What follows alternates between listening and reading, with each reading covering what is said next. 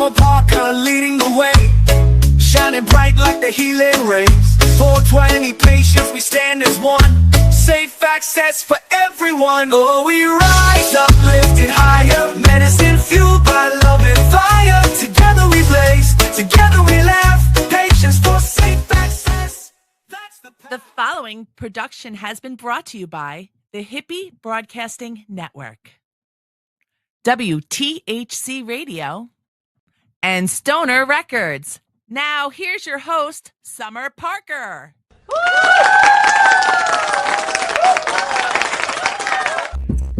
Hi, you guys. Welcome back into our weekly, sometimes bi-weekly, Patients for Safe Access podcast. My guest this week is Miss Stephanie Davis, and she is a paralegal with about 10 years of experience and expertise in marijuana and hemp regulatory compliance, litigation, and licensing. So her unique perspective today is going to be that she is a former employee of the Oklahoma Medical Marijuana Authority, which is the medical marijuana regulatory agency for our state. So, Stephanie, thank you so much for joining us today. I'm just blessed to have you as a guest today and excited to talk to you. Oh, it's my pleasure. Thank you so much for having me. Oh, yeah. So I had seen you off and on Facebook and stuff like that. And I think even at one time, Anthony had sent me a message and he was like, hey, this OMMA employee is stalking me, and her name is Stephanie Davis. And so, we started looking into you, of course, right? And so then I got to hear you speak recently at the OMMA's open public comment period, which is during the time frame in which people can speak about the new proposed rules that they're trying to put out for the following year to take effect in November of 2027 or 2026, sorry. And so you're very passionate in that 3 minutes. And I would just like to ask you if you could kind of summarize what you spoke on during that public comment period. Sure, absolutely. So as you mentioned, I did used to work at OMMA and specifically in the legal department. So I was a legal assistant there. So I got to be really involved with the court process and the administrative cases and things like that. A little insider information. I was the paralegal on all of the grow sign cases. So while that was going on, those were the cases that I was kind of working on. And so currently we kind of have what's called an administrative law judge who hears the administrative cases, all of their hearings, the pretrial conferences and the trials. And he is kind of an independent administrative law judge because he doesn't even work for OMMA. He works for the Attorney General's office. And in my opinion, he is incredibly fair and just. That doesn't mean that respondents always win, but it also means that OMMA doesn't win 100% of the time either. He's incredibly fair. He listens to the evidence. And currently, the way the evidential structure is set up, you get to perform what's called discovery. And the discovery process in an administrative case looks like what we call request for admissions, interrogatories, which are basically just questions you get to ask the other side, and then request for production. And so that is actually documents, right? So we can ask for things like the inspection report, investigator field notes, that sort of things, and including the body cameras now that the inspectors wear with the inspections. And so these new proposed rules want to get rid of all of that. They want to exchange the ALJ for what's called a hearing examiner. This person will likely be an OMMA employee. meaning that they are going to adopt the model that OBNDD currently uses, where they have the hearing officer who does the recommendation to the executive director. So now instead of an ALJ, which Director Barry gives her authority to this ALJ, because technically the OMMA APA says that Executive Director Barry is the one who's supposed to be presiding over all of these administrative cases. But yes, ma'am, but she's allowed to appoint that authority to an ALJ. And so that is kind of what she's done for the last, 5 years since she's been there. There have been several ALJs over the last few years, but now Judge Lee is the only one. And he's been the only one for about the last year and a half. And like I said, I think he's great. He's very fair. And I used to clerk for him sometimes. Whenever the OMMA hearing clerk was out, I would be his hearing clerk sometimes. So I feel like I know him pretty well. And like I said, I think he's incredibly fair. Again, that means, not one side wins 100% of the time. It is way more balanced with him there, which I love, because I think that that's important. But one of my main kind of points in my public comment was that this shift is less about public safety and getting bad products off of the shelves that our patients access, and it's more about administrative conveniences and wins for the authority. Whereas, obviously, I feel that our industry wouldn't even be around if it wasn't for the patients. They are what form our market. They are the people who bring in revenue for our industry. And so when OMMA says that their number one priority is public safety, I want them to back that up with action. And these proposed rules don't exactly back that up with action. It seems more like they are just trying to use a catch-all to remove licenses versus focusing on bad actors, because I think we all are on the same page that there are bad actors in our industry, and we want those people out of our industry. We do.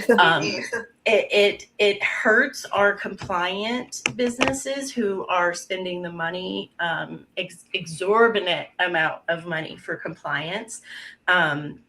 They are putting out extra testing for their products. They are putting extra R&D into products to make sure they're safe. And they are the ones who are kind of getting punished by all of the over regulatory actions that we're kind of seeing here as of late. Man, there's going to be so much to unpack here today. I can't even already. The ALJ thing is incredibly important. And if you are in the Oklahoma medical marijuana industry and community, you really do need to get involved here on this, guys. Because if they take that ALJ away, which, by the way, his name is Judge Joe Dewey, like she said, and he's actually a really great guy. Don't know him on a personal level, obviously, but I've been in his court proceedings enough to see what you're saying, where he's, as fair as he can be and, puts it all out there. If they go to this hearing examiner thing where this gets passed in their proposed rules, will it be a single hearing examiner, or would it be more like a panel of examiners? Uh-oh, I can't hear her.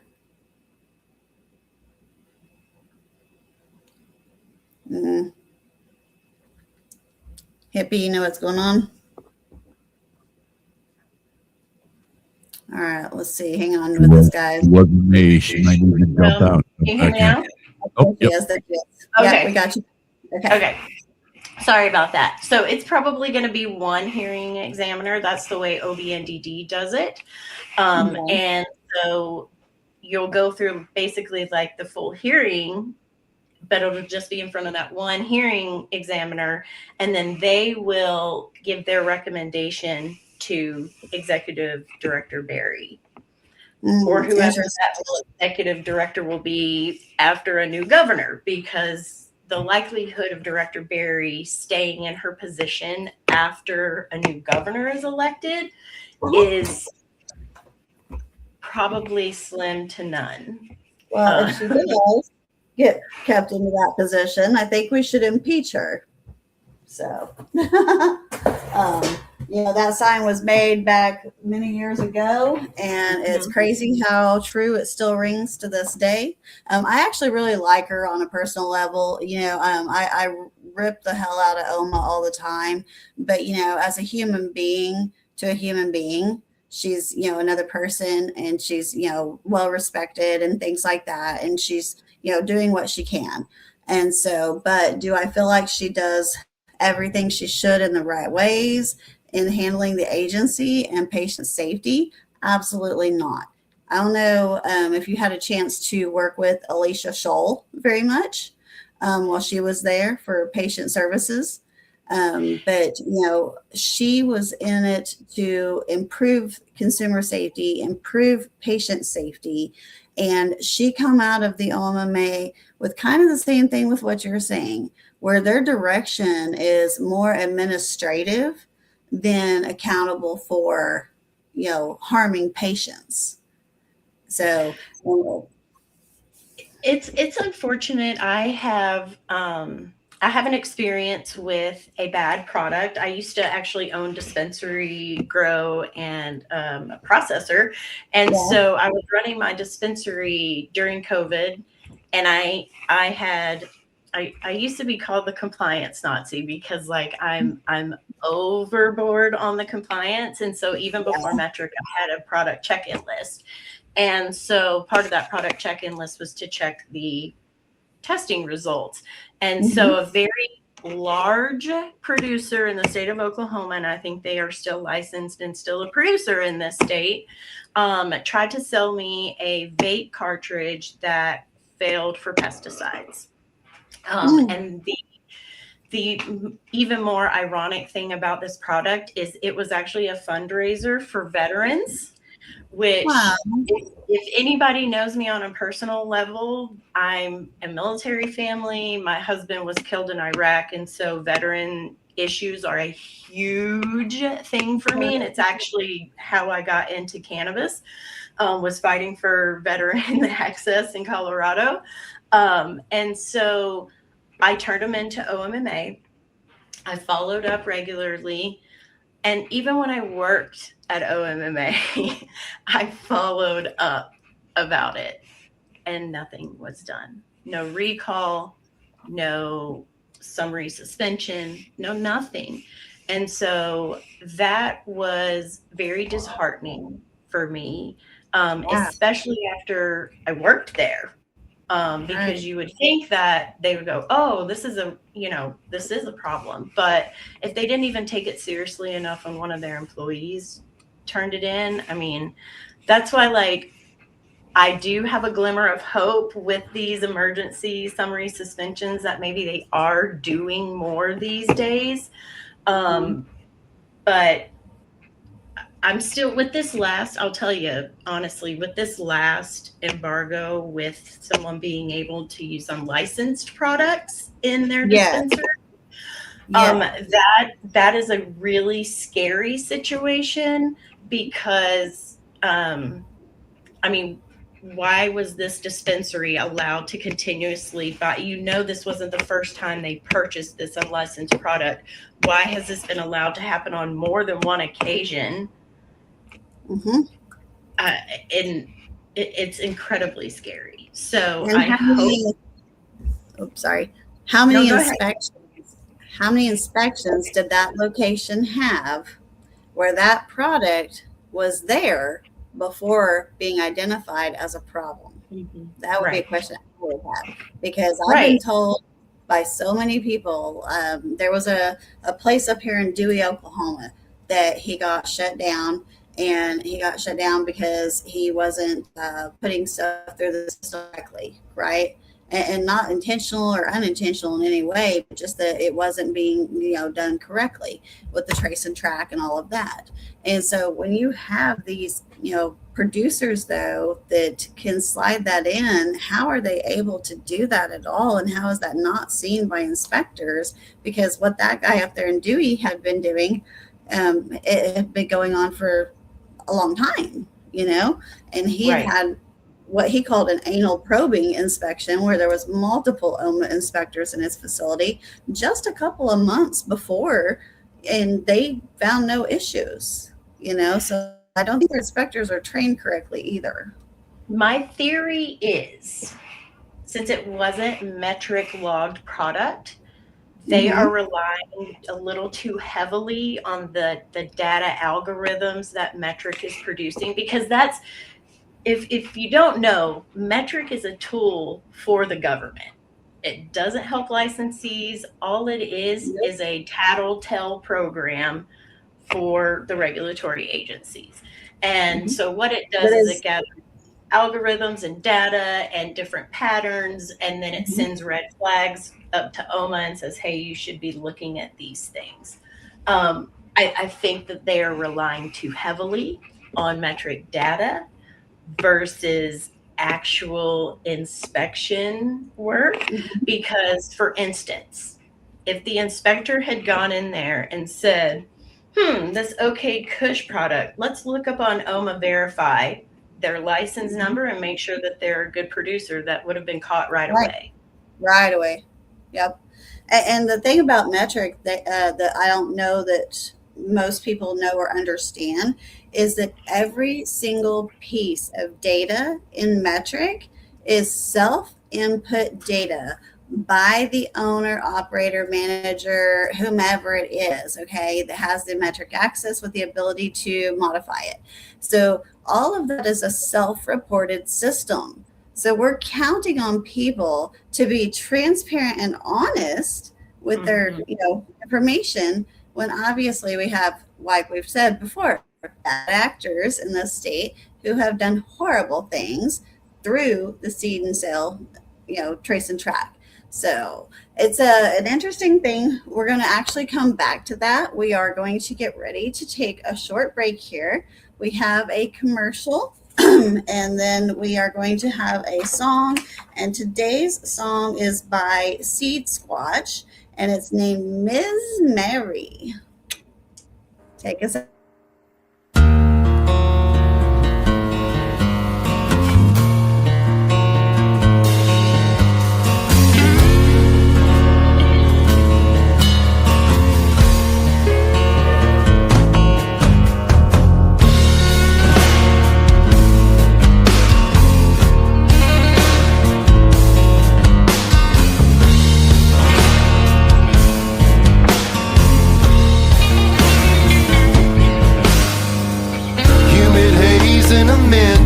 Days down by the swamp where I was raised, popping caps, sitting back, listening to the guitar play. This shade of blues unknown by a few, it rings inside of my head like they always do. Hype is filled, reality's killed, everything comes in twos, yeah.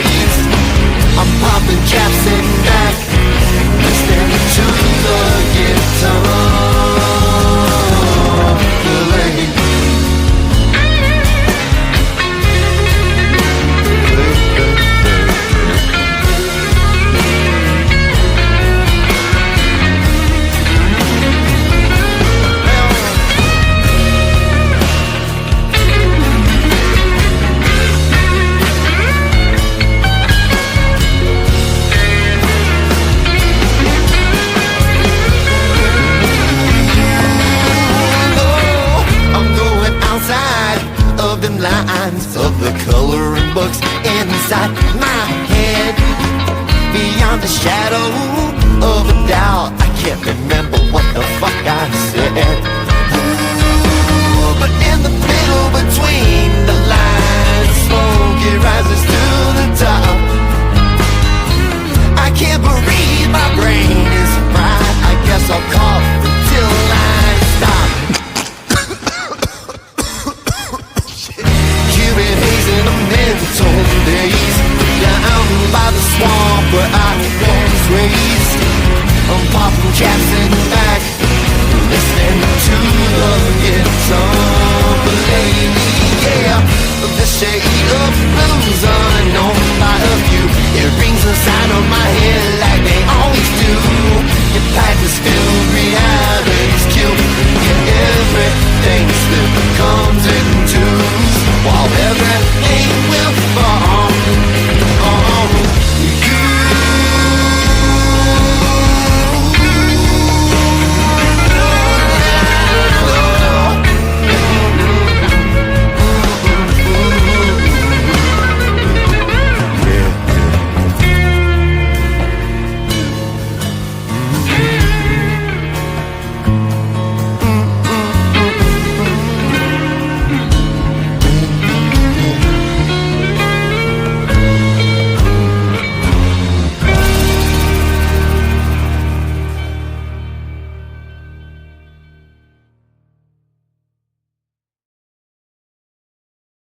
What's up, everybody? It's Rich from Rebel Sounds Rising, and we are getting ready to celebrate our 2-year anniversary, February 7th at Rising River Brewery in DeCountry, Pennsylvania, bringing you up close and personal sets with Rebel Family, Elephants Dancing, L&J Sessions, MSJR, and Dylan Peters. You're not going to want to miss this one. Tickets are selling fast, so get them at www.risingriverbrewing.com. Make sure you're there because you're not going to want to miss this. 2 years, Rebel Sounds Rising. See you there.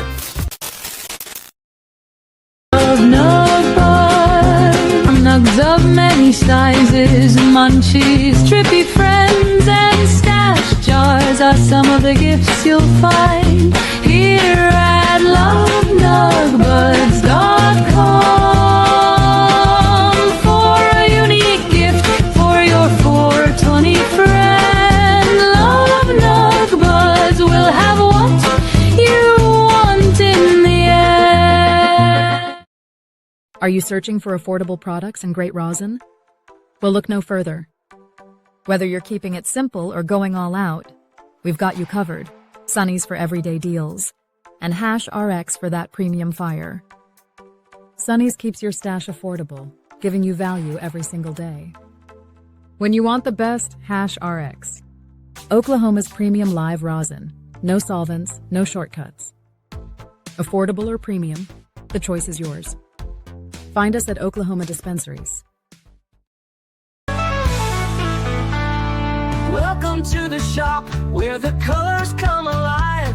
Collectors dream and memories shine like fireworks in the sky. Stacked to the ceiling with stories in light. Magic in the air when the toys play at night. Robots spinning, Game Boys flashing, action figures strike a pose. Barbie's got her sunglasses on, G.I. Joe's in hero mode.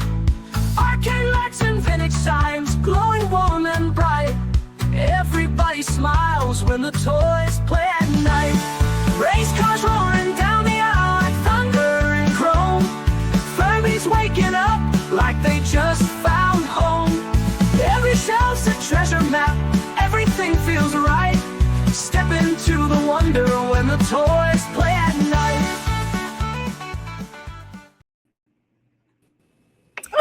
Y'all caught me dancing. It's a bop. So, welcome back. If you are just joining us or did not get to find out who this beautiful lady is here on my show, this is Stephanie Davis, and she is a former employee of the Oklahoma Medical Marijuana Authority. and she worked in their legal division. And some of what we've been talking about is open records request and, companies that have produced bad medicine that even as an employee herself, as Stephanie was, making a complaint about that company that had a part that had some pesticide failed issues, the regulatory still did not act with urgency or efficiency, is how I'll say that. That's right. And I saw a couple of comments. Yes, let's do those real quick. To talk about. Bleezy was talking about the COO and the kind of issue that we have with OMMA and OB&DD now requiring the certificate of occupancy. So I'll just let you know, OB&DD's position on that is that they've always been required. Yet they've never been on any application for any license until 2 years ago. OMMA hadn't asked for it until OB&DD decided to, and of course y'all know that is a team effort on their part. Right. These agencies, and I mean, if you don't know this is public knowledge, so this shouldn't be new to anybody, but these agencies meet on a regular basis, if not weekly, very regular. So OMMA, OB&DD, DEQ, the Attorney General's office, all of these agencies meet and work together, and they are all directed by the governor, right? So the governor kind of tells them what he wants to see, and then they kind of carry out the mission, and they do it together for the most part. That doesn't necessarily mean they all like each other, but they do kind of have consorted efforts there. And so unfortunately, the fire marshal hasn't expanded their team.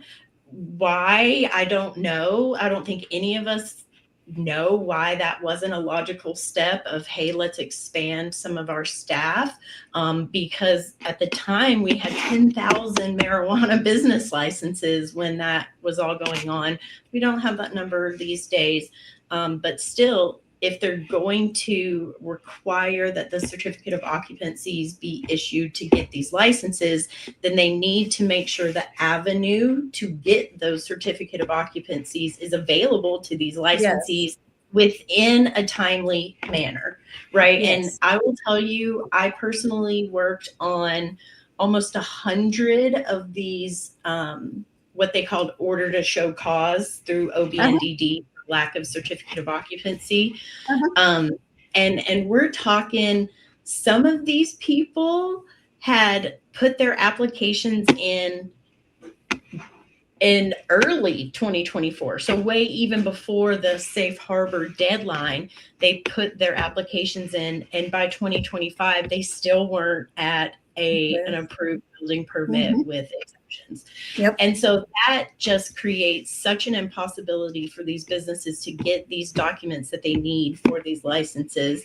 And that is a very frustrating situation for business owners who have spent a ton of money. And we're talking a ton of money. Some of these buildings require sprinkler systems, they require fire suppression systems.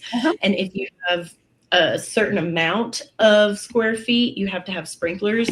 So, I mean, it's been a lot of investment, energy, and money to get these certificate of occupancies.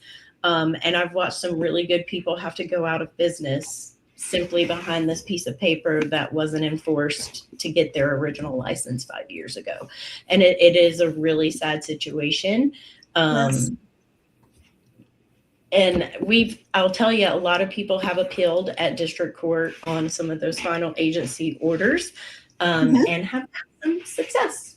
So yay for them, because that sets precedents for other people as well. So yes. Yeah. But I will say, if you're in the situation where you don't have your certificate of occupancy, that needs to be your main priority that you are getting if you want to stay in the marijuana industry. And if people need help with that, Stephanie Davis can help you get steered in the right direction. And you can reach her at Amber Law Group. in Oklahoma. Absolutely. Yeah. And if you have my cell phone number, please send me a text message too. If you know me well enough, you know I work 24/7. So that's never an issue. Let's see. Let's go back. I saw Jeff made a comment. Yeah, also. I'm getting ready. Okay, to pull so he was talking about this metric data, and he did bring up an interesting point. So other states use metric. Obviously, Oklahoma is one of, I think, 15 at this point. Maybe still only 13, but quite a few states use metric. It's pretty well known. And data for metric in other states is public information and accessible for everyone. So our state has what we call 2 states that don't do that, right? Do what now? We're only one of 2 states that do not allow public access to metric data, correct? Right. And our state has, HIPAA protections, right? And I don't want to get into a bunch of the nuances on that because it's incredibly complicated. But that is what OMMA says is their reasoning why they don't want to release this metric data, is because it ends up being patient information, which, again, I don't want to get into all of the nuances about it, but technically that metric information only shows very limited patient information. In fact, I think there's more patient information on our receipts that we get from the dispensaries than what would be accessible through metric. So, but there is a lot of good data that is in metric that I think is important, not only to patients, but also the other operators in our industry, right? Because when we start talking about bad actors, we don't always talk about the consequences that come on the good actors because of the bad actors, right? And so we see some of our companies that are working really hard to stay compliant, spending a lot of money to have good products, have child-resistant packaging and those sorts of things, when we have other producers who, cut corners and don't test correctly and don't only purchase in Oklahoma. And so that is that's disheartening, but I hope that we can get OMMA to open up some of that data, even if it's on a limited basis, right? And just say, here's what we can have, and get it out there, most especially on the products that are failing testing. Yes. I don't understand why we don't have every failed test be an email, just like the emergency orders. And I will tell you, I would like to say that I think that is a great change that OMMA has implemented. They have also implemented putting all of the administrative court schedules online. So now you can see who is going into court. And they are also going to start putting why some of they're there. Right, exactly. So maybe one day we'll get to the point where all of the pleadings are on there so that you can see what they're going to court for, right? Because OMMA has a plethora of cases, right? We're talking some of them are called OSV cases. And what that is an operational site visit case. So that is about people who have licenses who haven't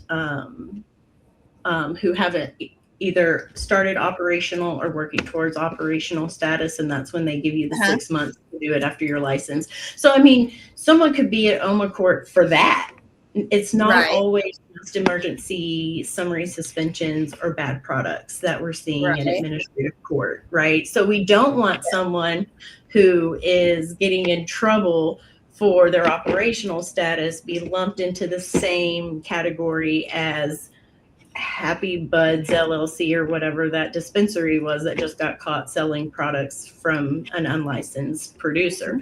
Those two cases are not the same type of cases, right? So I would love to see that. I would also like to say that them bringing on the inspection reports now and automatically sending those within 7 days that is actually going to help open records start getting processed in a faster manner. They only have one employee who processes open records requests, right? Really? Only one. And so, and as you guys know, the only previous way to get your inspection report was to submit an open records request. And I'm sure you had to wait 30 days for some of those to be fulfilled sometimes. Oh, I've had to wait years for some of them. I had one administrative case where I put in an open records request for the inspection report for this case, and we got it 264 days later after the case had already been resolved. Oh, yeah. So I wanted to bring up really quick. Go ahead, finish that real quick. Oh, I was just going to say, so now if we get inspection reports automatically, now we should be able to have a faster turnaround on some of those other requests that aren't inspection report related. Right. On HIPAA, I wanted to discuss that real briefly because as a patient, when I submit a product to a laboratory for testing, I am a medical patient. To me, my data and my likeness, my identity, and all of those types of things should be protected by HIPAA, which would not allow a laboratory to discuss any of those things with the owners of the companies, correct? That is technically how it should work. So HIPAA is for the people who manage the data, right? So it would be OMMA, the laboratory, your doctor's office, things of that nature. And they're the ones that the onus is on to protect that information and keep it confidential. Yeah. The very first lab that we tested with in Oklahoma as a patient to try to determine what was going on with our health issues was with OKCTL Labs. And I don't often name them because I disassociated myself from their company because after we started testing products, we had tested probably 5 or 6 brands at this point, and there were 2 brands that had failed. And there was a couple that had continued, to be a good product with, passing testing.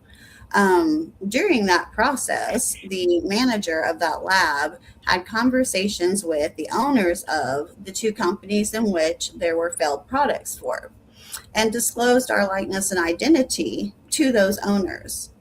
And I, 1, felt like that was extremely unprofessional. 2, I did feel like it violated my HIPAA protections, and it made me lose trust, in them. Now, do I discredit their testing that they did for us and the results I received? No, I do not. But I felt my safety was put at risk further by them disclosing my likeness and identity to these owners for these companies, because as we well know, Graves Farms has been shut down. They were one of the companies, the very first company in which we received failed products for as an independent testing process. They were fined $133 million from the OMMA for their actions. They are not bad actors. They are criminals who poisoned patients of our medical program and were afforded safe passage through administrative proceedings instead of criminal proceedings. Yeah, that I was actually working at OMMA when Graves embargo came down. I wasn't super involved with it, but I remember the beginning of it. So I haven't seen even the consent order on it, but I've heard he's not even in Oklahoma anymore. So that is my understanding as well. But, when that all happened, the safeguards that OMMA had put in place to quote unquote protect us as patients failed us just as miserably as they did. And what I mean by that is that post recall, I was able to go into a dispensary and purchased recalled product from an affected dispensary on the recall list that with the affected batch number and everything matched up 100%. Was able to take that product to the lab, show that of course it was pesticide failed, you know what I mean? and show them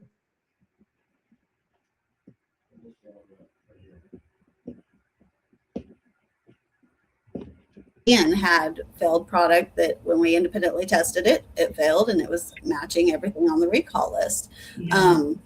I think it's a travesty that the OMMA is not able to figure out how to protect us as medical patients, but yet criminals who are poisoning us are allowed all the protections in the world and the ability to move, relocate, go on with their best life, gain a residency in probably 2 years. And guess what? Like a crab in a bucket, a zebra doesn't change its stripes. They're going to do the same thing again if given the ability and opportunity. Yeah, especially because I doubt, you mentioned he had a fine assessed, but I doubt that was actually paid. And here's a fun fact that I'm not sure if people know this, but the fines that the OMMA legal department assess, they actually go into the general fund. So they don't even go straight back to OMMA. They go to the general fund and then they're appropriated in a totally different way. So that needs to change, or something about that needs to change, because we need to be able to have a victims impact fund for the victims of the medical marijuana program, of the failures of it. And what I mean in that is, say example, if we had a Michael Butanol fail issue, well, Michael Butanol, whenever you light a flame to that becomes cyanide. Okay. So then you become, a serious health issue. People that don't have insurance, their insurance companies don't want to pay it all, the whole 9 yards, can't go seek that medical treatment without being put into a massive debt. And there's no reason why, with the millions and billions of dollars that medical cannabis has brought into our state, that we should not be allocating a portion of that to take care of the people that are harmed by the regulatory agencies' inefficiencies and inabilities to protect. I totally agree with that. And I don't understand. I never understood why it didn't go to OMMA. And I'll tell you, it's because I am not an expert in the political governance, the way it's set up. But I will tell you, Ashley Krall at OMMA would be able to tell you exactly why that funding goes back to the general fund versus OMMA. And so I always thought that was an interesting fact. I found that out while I was working there, because it was always like, well, then what are we collecting these fines for anyways, if they're not? Is there actually collection of those fines happening? Because I know just between two companies, that between Grace Farms and I think High Grade Labs, there was $433 million, $500 million assessed in two companies. Are they actually going after those funds? I have not personally seen that happen. So in district court, whenever you get a judgment, you have to abstract it, right? And then you go through what's called post-judgment discovery, where you try to figure out where their assets are and blah, blah, blah, blah, blah, blah, blah, blah. So OMMA is assessing these fines to these entities, right? And these entities have certain protections. Legally, they choose either corporation or an LLC, right? And different setups have different protections under each one. And so once these entities are dissolved, how do they collect the funds? I haven't seen the process for OMMA to do that, at least when I worked there. So what we have seen happen recently is whenever they issue an emergency summary suspension, what that does is cut off your metric, right? So they're suspending your license, which also suspends your access to metric, which means all of that inventory that was at your facility during the time of your suspension is sitting on your facility and needs to be wasted because it's now embargoed product. Right. Well, OMMA Legal is now not allowing people to surrender their licenses without assessing large fines, right? And so once your metric is held, like I said, you can't do anything with it. OMMA has to direct now that inventory. And so until you're paying this large fine, they're not going to help you get rid of this inventory. So that is now their process of collecting fines, because they have no other way to ensure that the money gets paid unless they have something that the licensee wants. And in these cases, they need to get their inventory. So well, yeah, because if they lock up their metric and say the licensee doesn't have the ability to pay this atrocious fine, right? So then you've got inventory sitting inside of a location that cannot be properly transferred, wasted, or done anything with, that at some point or another during your suspension, your OBNDD is going to expire, and then you can't have those controlled drugs in your building in the first damn place. So how effed are you really? And this is what the agency is doing to people, literally. And not only that, on top of it, if you are a dispensary, say, that's been shut down, so you have retail foot traffic that's used to coming to you that now sees that you're shut down, but still knows that you have the, I mean, they know you have the inventory in there. Right. They know that it's it's under camera. It may be in a locked room. Sure, all of that. But now you're not having employees there every day. They know it's just sitting there like a duck. And here's my thing. If OMMA's mission is to keep bad products from getting to patients and diverting it into the black market, why would they want a bunch of embargoed product just sitting at a facility, not being protected, exposed to contaminations, et cetera, et cetera, et cetera? So I have a hard time reconciling that with the position that the OMMA Legal has been taking here in the last, 4 months, 4 or 6 months. Because, that product, if the product is dangerous, then the product needs to be wasted as soon as possible, in my opinion. And like when there's an embargo and a recall, let's say I'm going to use Alien House for this piece of the conversation. There was around 800,000 units of product that was confiscated. Okay, that was pesticide failed units according to the data released. When that happens, where does that product go to when OMMA is confiscating that? Does that go to a waste facility? Does that go to a holding facility for the case? Like, OMMA doesn't usually confiscate the product. They embargo it and leave it on site. Now, OBNDD will definitely come in and confiscate the product, and they will usually incinerate it immediately. They burn it all down and ask questions later. So OBNDD, as the law enforcement, they will come in and take it. But that's what I'm saying. OMMA leaves all that embargoed product at your facility. And so and in fact, they come in 30 and 60, 90-day checks to make sure that that product is still sitting there. So let's go back to open records request for just a second here. Okay. So, you had actually been one of the people to assist me when I first started doing open records requests with OMMA, unbeknownst to me, because of course it just says OMMA Legal, you know what I mean? But I did find out through talking to you that you were one of the ones that helped me. So thank you for that, first off. Secondly, sometimes I doubt that when I receive my records request data, I sometimes doubt the completeness of the records provided. And I'm going to say it this way. There's a location in my hometown. It was called Flathead Meds. And it was believed to have been owned under a straw ownership that would have been built by Ron Durbin. and his whole tenure of doing that type of stuff, of getting people hooked up, right?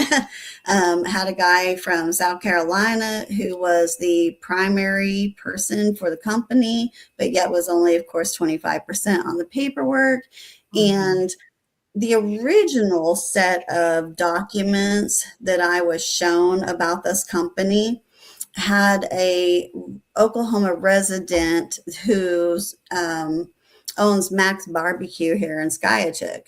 His name was the one that was on the paperwork at that time, right? Including the affidavit of lawful presence and things like that that was provided for me to view. When I asked for the open records request from OMMA in regards to that company for ownership documents, from the of them becoming a licensee to when they were raided back in July of 2025 and shut down by OMMA. When I received that report, it doesn't have the owner of Max Barbecue's name in it anywhere, yet the documents that I had showed something different. So if it's found that an open records request is not completed properly, what's the accountability for their end? So if you have any sort of dispute on an open records request, the process would be to address it at the district court level. So you would have to go and ask the district court to intervene and compel, that's the legal term, compel, which means make them give you the record. But I will tell you, there are some exceptions under the Open Records Act that they don't have to give you everything. They are allowed to keep some information from you. But if you know for a fact that like it's not confidential information that they are keeping from you, I will tell you, the Attorney General's office just started an open records accountability process. And so I would definitely, if you have any, doubts that everybody has been completely transparent with you, I would certainly reach out to him. And I see Charles's comment about one person in the open records department doesn't sound like a department. So let me just kind of clarify my comment. The person who does the open records is actually in the legal department. She's just the only paralegal that's assigned to doing open records. They have one paralegal assigned to it and then an attorney that supervises her doing it. That attorney used to be Kristen Siegel, but Miss Siegel is no longer with OMMA. And I've tried to reach out to her to ask her to be on here. She won't call back. Oh, she's amazing. I love Miss Siegel. She's an excellent attorney. And she did a lot of good for OMMA. I will say she got a lot of bad actors out. She was the original attorney on the Graves Farms case whenever it went through administrative proceedings. And let me kind of tell you about this part. The ALJ, last couple times we'd been in his courtroom, we noticed a pattern where he would, if there was a district court proceeding for that company going on, then he was saying, hey, we're going to put our stuff on hold till they wrap up this district court situation, and then we will bring this back into the fold, right? I did not see that happen with Graves Farms.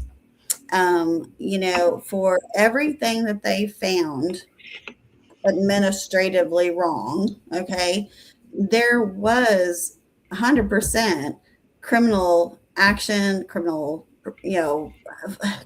there was criminal something there. There had to have been. You can't shut down these companies for clerical errors, get the amounts of fines that you do for these companies without there being something criminal in there for some of them, at least, And there was so much documentation with Graves Farms Company, about the pesticide fails. When I did an open records request with OMMA on all fails from Graves Farms to OMMA that were reported by a laboratory for pesticide, there was 167 failed documents, failed tests, plus the 40-something that we tested of their products that had failed.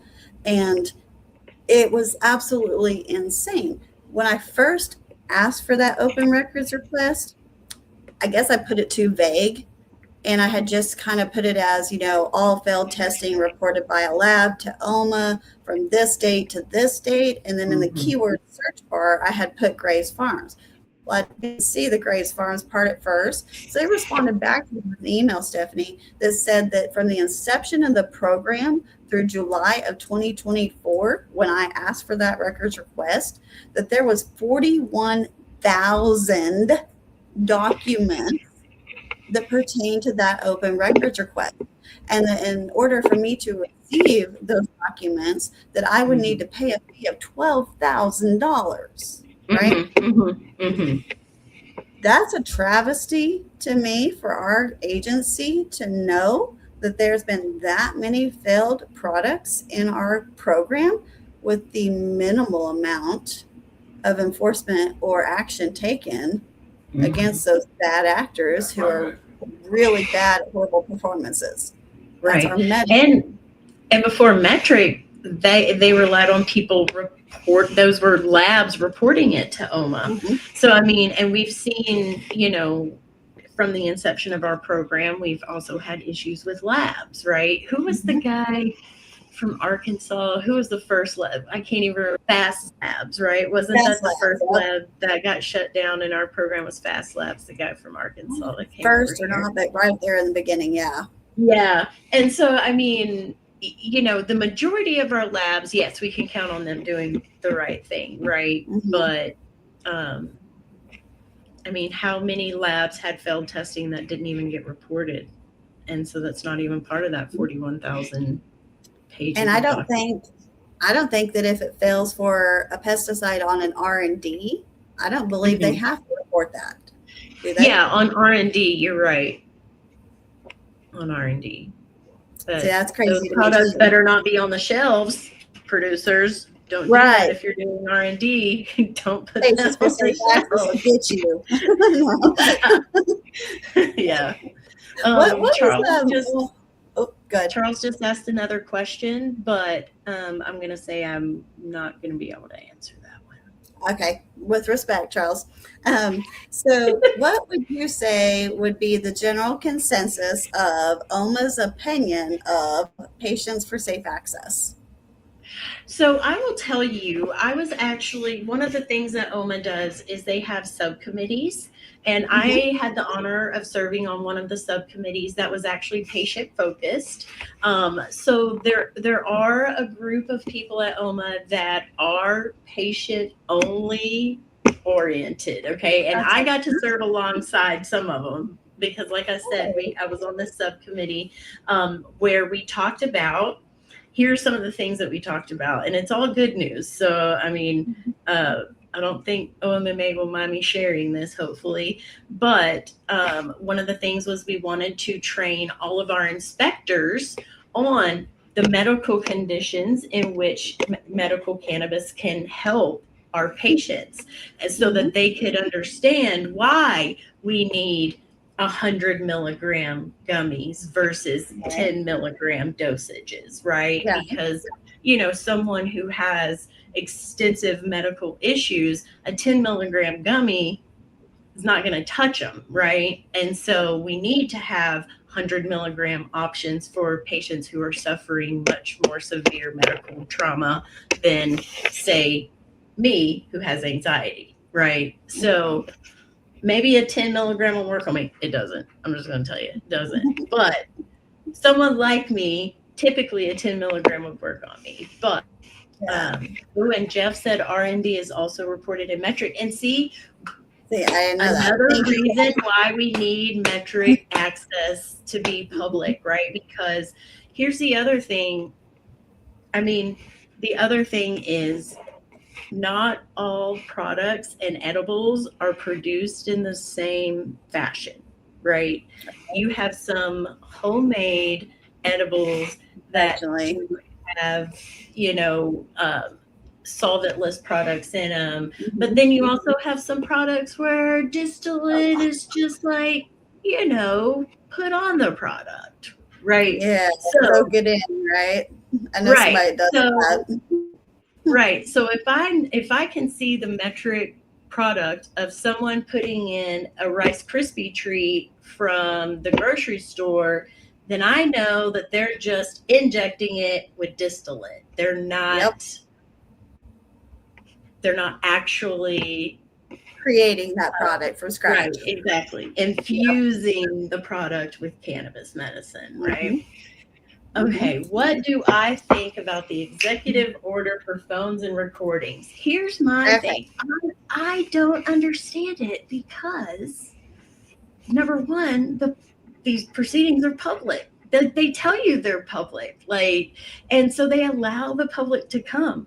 Here's the other thing. They are also audio and video recording in the courtroom. And so that goes back to my other point. All you have to do, if you don't want if you can't have your phone in the courtroom, all you have to do is do an open records request for the audio recording from the court clerk. So this whole combo started August of last year was when we started seeing OMMA start to restrict our access physically to record in the courtroom. Prior to August, Anthony has been in there hundreds of times with his big ass camera set up on tripods, recording the court proceedings and things like that. We all know Ron Durbin made a damn clown show out of the OMMA courtroom. Okay, that was on live 100 times. So August was whenever they started bottlenecking us down, and they said that they were no longer going to allow cameras in the courtroom. And this was a convenient timeline, in my opinion, because obviously we were attending all of the Graves Farms court proceedings, and OMMA very much so knew, and I have emails to back this up, that we wanted to record that so that the court proceedings from the admin side could be shown to our attorneys on the civil litigation side, right? Without having to pay $250 an hour for my attorney to come sit in the damn courtroom to listen to it. So they knew that. We started having issues with them. They said no cameras. And then the next thing we know, we're going back, and it's not only no cameras, but it's also no audio. And we get handed this executive order from Adri Berry that was signed in April that said all this stuff, but hadn't been enforced from April through August for some reason, right? Until all of a sudden. That's interesting, because didn't Mr. Durbin's bar license get pulled in April? Somewhere around. Yeah. So it just kind of seems to me that it was like 4 years too late to prevent what they were trying to prevent. I mean, I'm going to be real honest with you. I don't understand it, because if they're all public forums, why isn't it open?